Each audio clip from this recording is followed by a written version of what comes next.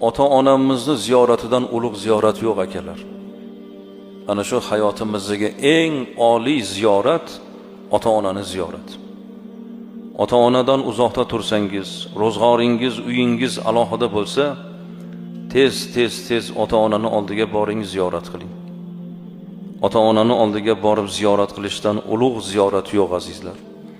Solih farzand ota-onasiga mehr bilan qarasa, Allah uning har bir nazariga bitta mabrur hajning savobini bitadi deb Rasululloh aytdilar.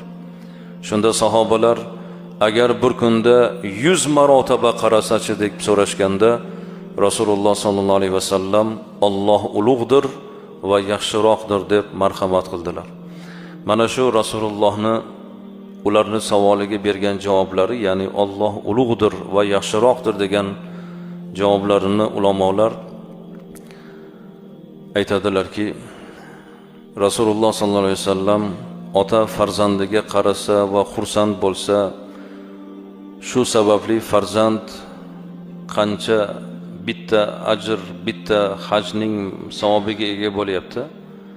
Mana shuni sharhida Alloh ulug'dir va yaxshiroqdir degani, Alloh taolo bandasini 100 marta qaraganda 100 ta mabrur hajning mukofoti bilan mukofotlashdan ulug'dir.